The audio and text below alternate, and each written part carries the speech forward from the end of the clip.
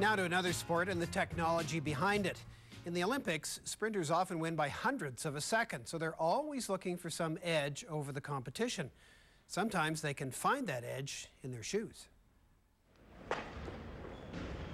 6 days a week, 10 months a year, this is Jason Cermak's life. He's a sprinter and a decathlete, and he's dedicated to the pain and effort of achieving speed. This is the beginning of his training season.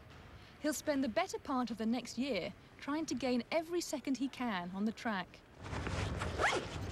One of his greatest allies is what he wears on his feet.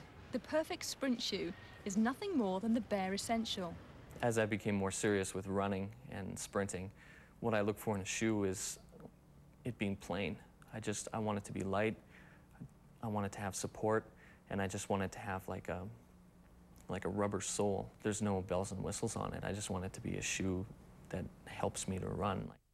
The average sprint shoe weighs no more than 200 grams, about the same as a teacup. Not much more than a few spikes, a rubber sole, and enough material to hold it onto the sprinter's foot. The idea is to provide enough support for the foot without weighing it down.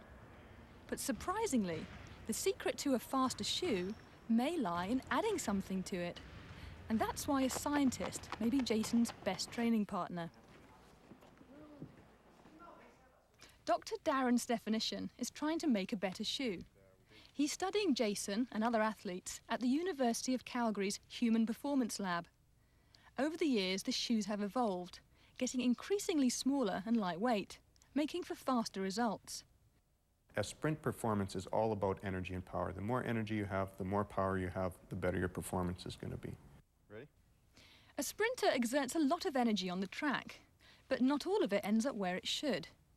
In fact, Dr. Stephanician found that sprinters were losing a lot of energy right at the point where the shoe met the ball of the foot. Energy going to waste. So we're just going to get you to do the trials now, and we'll get you to start down at that end. What we have when we sprint is we have a shoe that bends. This bending absorbs energy in the shoe and the foot, and what that does is that generates heat and creates heat. So we input energy into the shoe, and this energy is lost as heat. That lost energy could be put to much better use by an athlete. Dr. Stephanician's challenge was to prevent that loss. It began with testing several different materials, including Kevlar and fiberglass, but carbon fiber proved to be the best. Carbon fiber is a favourite in sports equipment. It's very strong, but it's very light. You'll find carbon fiber in a lot of hockey sticks, rackets and golf clubs. The carbon fiber plate doesn't absorb heat or energy because it bends very little. And the less something bends, the less energy it absorbs. The basic principle is that it decreases the amount of energy that a sprinter loses when they're running. But finding the exact degree of stiffness in the carbon plate was tricky. If it's too flexible, it doesn't do anything. If it's too rigid, it's very uncomfortable. Every athlete is different, and Jason and the other sprinters who've taken part in the testing have made that clear. Okay, I'm ready when you are. Go ahead. As far as increase in speed, I found that about 3/4 the rigidity of the range they had from being absolutely rigid to hardly anything at all was optimal. It was a little less comfortable, but I got a little more kind of push off of it when I would extend my leg and my calf. Through experimentation, Dr. Stephanician discovered a correlation of nearly 1-to-1. That is, for every unit of energy saved, the athlete gained the equal amount of boost. To test his theories, Dr. Stephanician uses a computer program that helps him measure an athlete's performance. Well, the 6 different boxes represent the 6 different cameras that we had collecting the data. And the blue dots that are shown in each of these boxes are the movement of the markers that are taped onto his leg and shoe. So each path of one of these blue dots represents the path of one of the markers.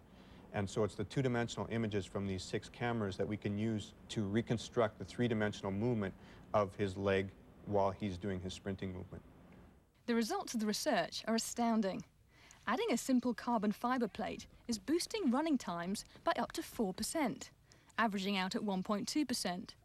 But on average, a 1.2% increase is astounding when we look at sprinting. We're talking about differences of, tenths of a second, which is amazing when we're at an elite level. For Jason, that translates into a big boost in speed. Before the new shoes, his best time in the 100-metre sprint was 11.3 seconds. With the plates, he cuts that time down to 11.16 seconds, a dramatic difference to a sprinter. Even the pros have tried out the carbon fibre plates. Atul Bolden wore the newly fitted shoes at the Sydney Olympics in 2000. He won a silver medal in the 100-metre sprint and a gold in the 200-metre. But the discovery won't just pay off for elite athletes. Adidas is one of the primary sponsors of the university's research, and soon it will launch a shoe aimed at the fitness buff. This is Adidas' new cross trainer, complete with carbon fibre plates. Then the rest of us mere mortals can dream about running like the pros. Don't go away, we'll be right back after the break with this week's Mindbender.